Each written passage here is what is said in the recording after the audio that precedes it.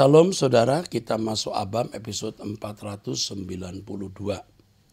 Dari janda usia 54 tahun GSKI Gajah Mada dari tahun 2003. Salam Pak Eras, tadinya saya menganut agama kepercayaan Konghucu semenjak nikah tahun 1991 sampai 2003. Semenjak saya pisah dengan suami, karena berulang-ulang selingkuh dengan wanita lain, ya, jadi cerai gitu ya. Oh belum tahu cerai atau tidak ini. Saya mempunyai 2 anak, satu usia pria 30 tahun, satu wanita 29 tahun, dan sudah janda juga. Karena suaminya meninggal pas dinas di Kalimantan. Saya diberkati oleh salah satu konselor pas saya sedang stres-stresnya di tahun 2003, dan puji Tuhan saya mengenal firman dari Pak Eras yang menguatkan saya dan menjalani hidup bersama kedua anak saya, dan saya tidak nikah lagi karena saya harus membesarkan kedua anak saya, yang mana suami saya tidak memberi nafkah, dan saya menjalani hidup dengan menyewakan rumah buat kebutuhan sehari-hari, dan sekarang kedua anak saya sudah bekerja. Jadi beban untuk biaya hidup sudah berkurang. Selama saya pisah dengan suami, jadi cerai ya, saya tinggal di rumah keluarga dari saudara saya. Saya anak kelima dari 5 saudara, jadi anak kecil, paling bungsu. Cici saya yang pertama suaminya sudah meninggal tahun 2006. Cici kedua tidak menikah. Koko anak ketiga sudah meninggal. Koko anak ketiga ya sudah meninggal tahun 2014. Tidak menikah. Koko anak keempat menikah dan istrinya dari error, istrinya tinggal di rumah cicinya. Begitu ya. Istrinya dari error. Jadi error, istrinya tinggal di rumah cicinya. Kalau secara manusia sepertinya sudah pisah semenjak tahun 2006 pas lahiran anaknya. Error istrinya sebelum nikah dengan koko saya. Oh memang istrinya error sebelum nikah. Nah, ada kata nah gitu ya. Nah, cici yang kedua ini tidak nikah dan usianya sudah 61 tahun. Sudah berhenti kerja tahun 2021 bulan Juli. Keseharian cici ini tiap hari marah aja. Kalau dia tanya kita jawab jujur, dia marah. Kita jawab bohong, kalau dia tahu marah. Tiap hari ada aja pertanyaan-pertanyaan yang tidak perlu atau masalah-masalah kecil dibesar-besarkan. Saya kadang tidak kuat Pak, semua anggota di rumah dari keponakan-keponakan saya, anak saya, cici yang gede tidak suka dengan dia. Sebab setiap ucapan perkataan selalu pedas didengarnya. Saya selalu meminta kekuatan pada Tuhan tapi sering gagal sampai kepala saya cenut-cenut. Malas bicara dengannya. Cici saya ini temperamen, emosi dan menang sendiri, egois. Pernah satu kali dia sedang tanam di rumah, dia semprot tanam dengan sejenis pestisida atau hama. Saya bilang jangan semprot itu mulu karena baunya luar biasa. Seperti mau terbakar kabel. Waktu itu saya sedang mencuci baju dan kaget langsung saya cabut kabelnya. Yang kedua dalam minggu berikut dia semprot lagi. Dan saya langsung ke tempat tanaman. Saya bilang jangan semprot itu mulu. Tidak bagus untuk pernapasan. Dia malah marah dia. Ngoceh-ngoceh. Paling mati dianya. Ngoceh-ngoceh paling mati dianya. Saya langsung diam. Tidak bicara apa-apa lagi. Cici saya ini ibadah di GSKI Gajah Mada. Di GSKI Gajah Mada juga Pak. Tapi kenapa ya dia kalau sama orang lain baik, dengan semua orang rumah seperti singa yang mau menerkam. Saya harus berbuat apa lagi ya Pak? Apakah saya kurang sabar ya menghadapi dia? Karena satu hal yang saya tidak suka Cici tidak suka dengan anak-anak dan sepertinya ciong ya, nabrak benturan dengan cicik yang gede. Kalau ngomong orang rumah tiap hari ngegas. Ngegas itu kenceng gitu. Nggak ada sopan santunnya. Padahal tiap hari ikut doa pagi. Loh. Aduh. Online setiap acara Pak Eras. Tapi kelakuannya tidak mempunyai kasih. Maaf Pak Eras, saya nulis kepanjangan. Tuhan memberkati. Aduh, ibu ini termasuk keluarga saya ya. Nanti ciciknya akan saya nasihati lewat khotbah ya. Nggak boleh ngomong ngegas. Tapi menurut saya ibu juga kurang sabar.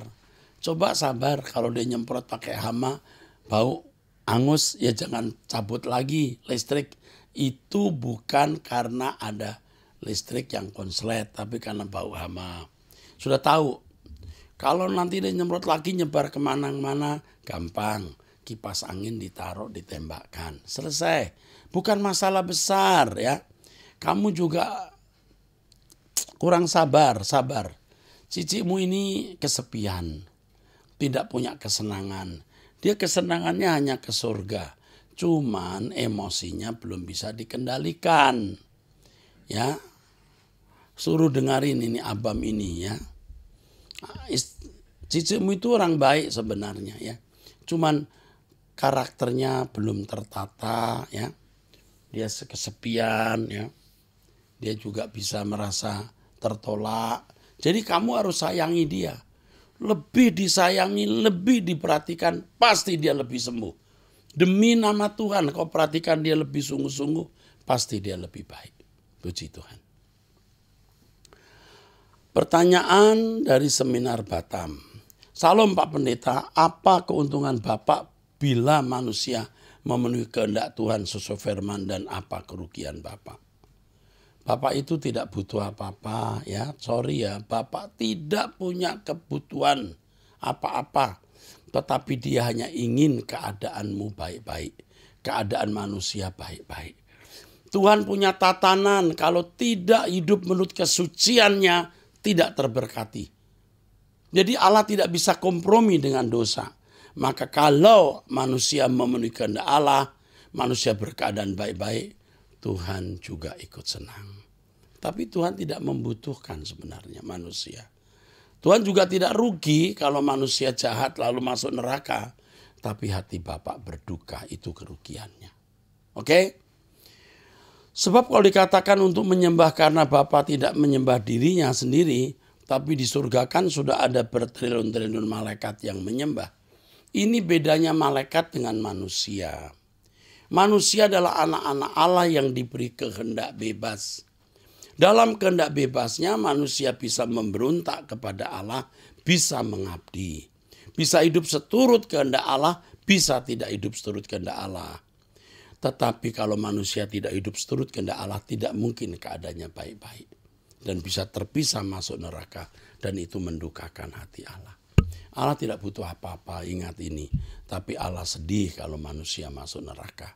Karena tidak ada kehidupan di luar dirinya. Amin. Itu luar biasa baiknya Allah kita ya. Oke.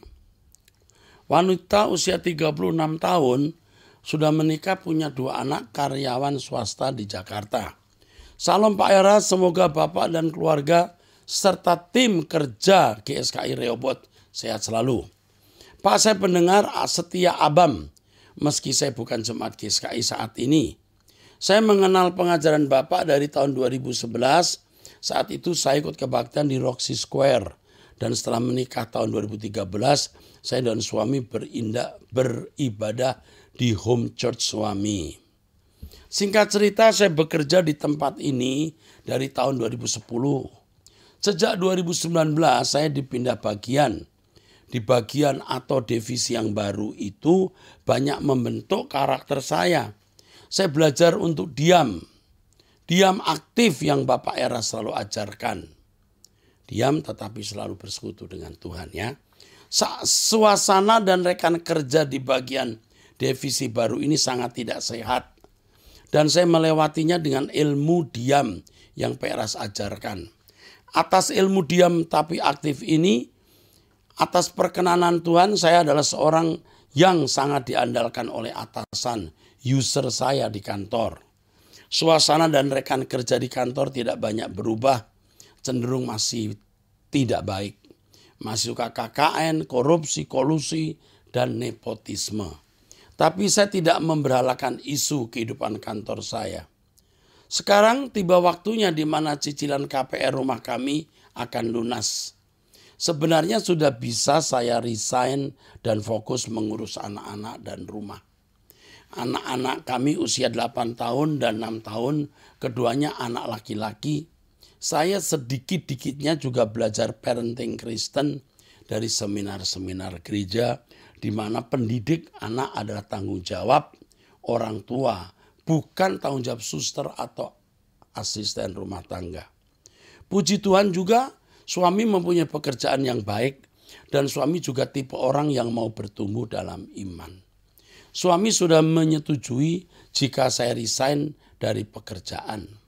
Karena histori masa kecil saya di mana papa saya pernah mengalami kegagalan usaha dan saat itu saya dan Koko otomatis terkena dampak. Kami harus berprestasi untuk mendapat beasiswa agar dapat keringanan biaya, bahkan beasiswa full. Karena pengalaman ini terus terang saya mempunyai ketakutan untuk resign dari pekerjaan. Terbiasa mempunyai income sendiri dan sebagai keluarga kami mempunyai double income, dan jika saya resign artinya hanya single income dari suami, saya menggumuli perihal ini. Jika single income kami tetap hidup, ya memang tidak bisa berlebih seperti double income. Dan sepertinya juga harus melakukan adjustment untuk komitmen alokasi persembahan atau perpuluhan kami. Apakah tepat saya resign di saat orang lain di luar sana kesulitan mencari pekerjaan? Di saat kita sudah memasuki resesi ekonomi seperti ini. Jika saya tetap bekerja, saya pun merasa kasihan anak-anak saya setiap hari hanya ditemani asisten rumah tangga. Saya merasa saya takut juga menyia-nyiakan waktu untuk mendampingi pertumbuhan mereka. Karena sejatinya sebagai orang tua yang dapat kita wariskan kepada anak-anak adalah iman. Pengharapan dan kasih Kristus, ini warisan hidup yang kekal. Mohon pencerahan Pak Eras, perihal ini terima kasih. Kita harus tahu bahwa anak-anak kulit sekolah. Jam sekolah 4.5 itu juga tidak bisa disentuh oleh siapapun kecuali guru. Selebihnya baru asisten rumah tangga atau suster. Kalau Anda masih bekerja, Anda harus berani memberikan waktu sebelum dan sesudah kerja sepenuhnya bagi anak. Dan itu sebenarnya cukup bisa menopang. Tapi kalau saudara berhenti bekerja, ya saudara akan bisa memberi waktu lebih banyak. Tetapi ada waktu di mana anak juga tidak bisa tersentuh karena mereka sekolah. Ingat ini. Jadi pertimbangkan berhenti dari pekerjaan ini. Pertimbangkan. Saudara bisa tidak bekerja, bisa tetap bekerja tapi memberikan seluruh waktu sisa untuk anak. Dan itu cukup. Tapi kalau saudara merasa bahwa tidak bekerja itu baik karena single income sudah cukup, ya silahkan. Tapi sekali lagi menurut saya dipertimbangkan. Ya, selagi masih mendapatkan income, ya kita bisa mencari nafkah. Dan kita tidak boleh memberikan waktu kita setelah pulang dari kerja ini untuk yang lain. Berikan ke anak-anak. Itu bisa cukup. Oke, terima kasih.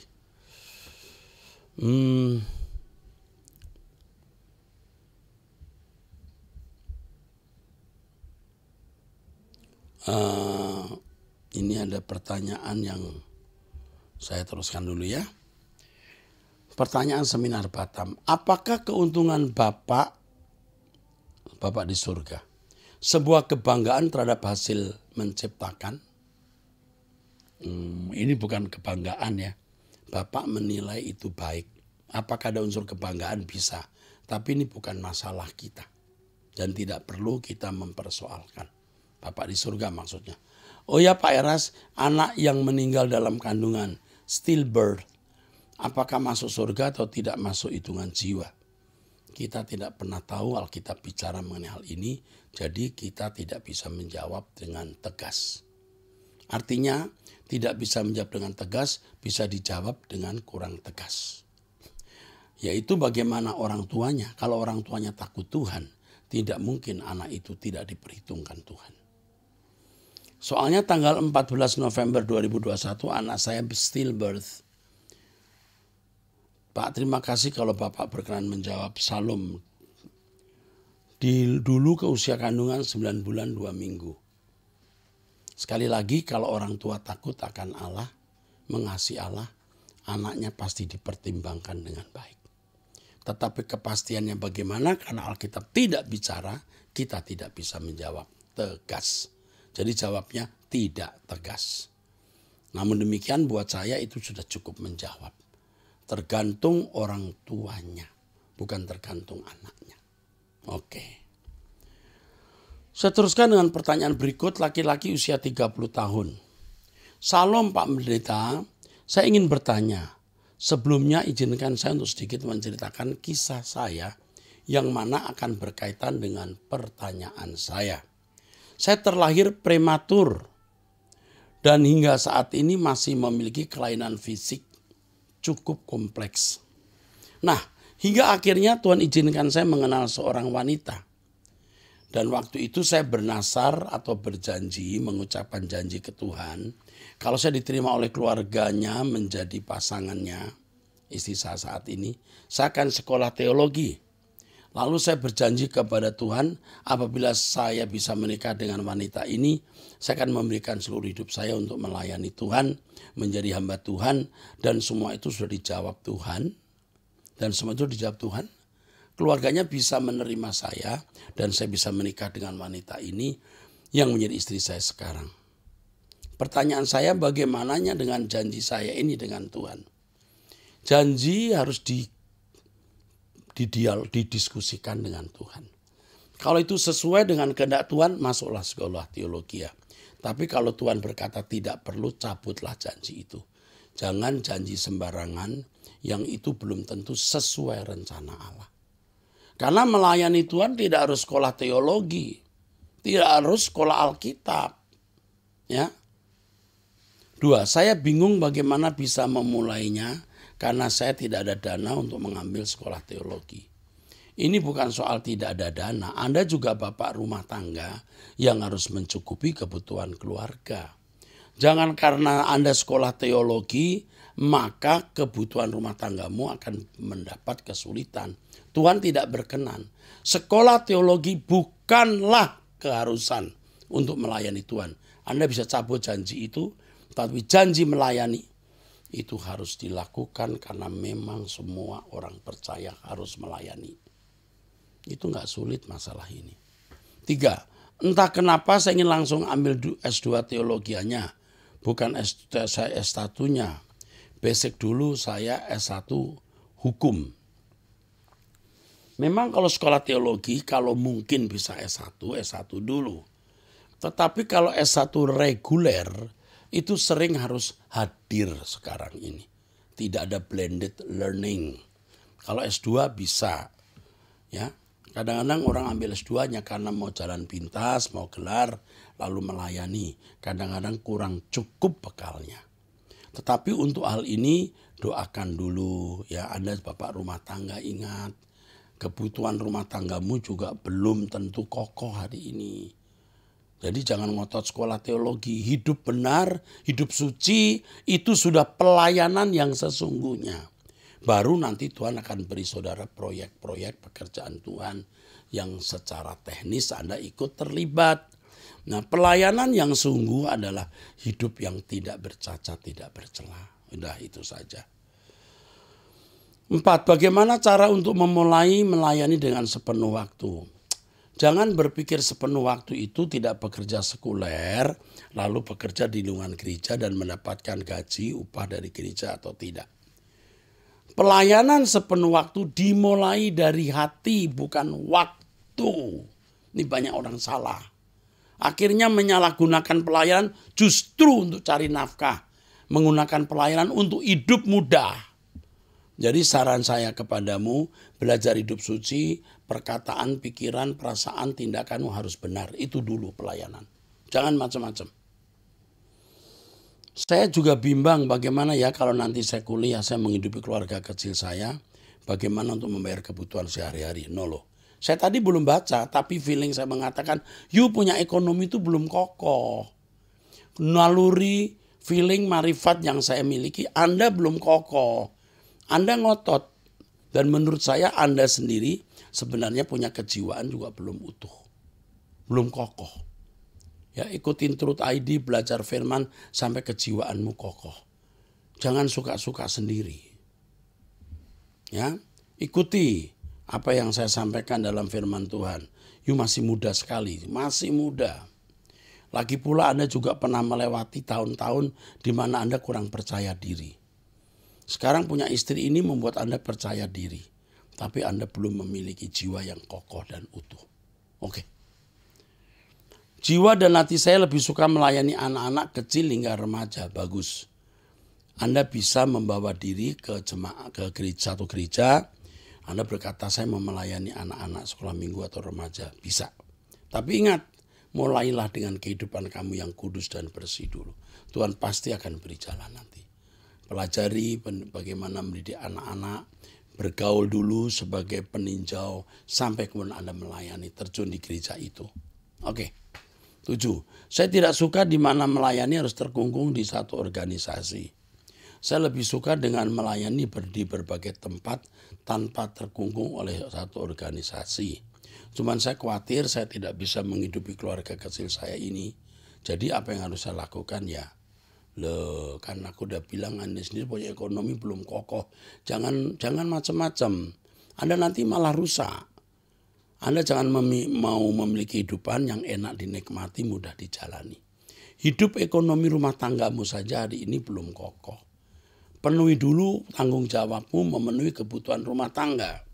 Kasihan istrimu harus bekerja keras untuk memenuhi kebutuhan, padahal ini tanggung jawabmu. Sedang kamu mau lebih mudah mengambil bagian dalam pelayanan. Apalagi tidak terkungkung oleh satu organisasi. Berarti Anda harus terikat di satu kegiatan non-organisasi di mana Anda bisa mengambil bagian.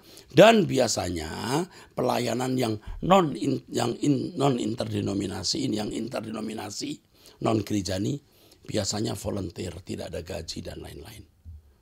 Ya, kalau di gereja kadang-kadang masih ada persembahan, kalau non-gereja sulit, kalau ada agak jarang. Yang saya harus nasihatkan kepadamu adalah urusi ekonomi rumah tanggamu dulu, itu pelayanan yang pertama. Itu saja belum beres. Kalau yang itu belum beres, kamu melayani pekerjaan Tuhan, kamu akan merusak pekerjaan Tuhan. Kamu menghancurkan rumah tanggamu. Tidak boleh begitu, ya. Oke. Nasihat saya, perkuat ekonomi rumah tanggamu. Hidup suci, taati firman Tuhan, karena itu pelayanan yang sesungguhnya. Nanti pelayanan akan muncul dengan sendiri. Janjimu sekolah teologi bukan tuntutan Tuhan supaya Tuhan membuat jalan lancar kamu bisa sekolah tinggi teologi. Tidak perlu STT.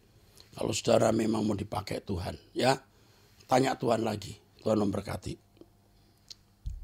Oke. Wanita usia 39 tahun, anak 2 umur 17 tahun cowok dan 4 tahun cewek. Duh, jauh banget bedanya ini. Bedanya 13 tahun ya. Salam Pak, saya ingin bertanya, apa yang harus saya lakukan? Saya sangat sedih dan menyesal Pak. Saya dan suami menikah beda umur 14 tahun. Waktu berpacaran dan suami seringkali ribut baik fisik maupun kata-kata. Ini beda 17 tahun ini lebih tua suami ya mungkin. Oke. Saya hamil di luar nikah.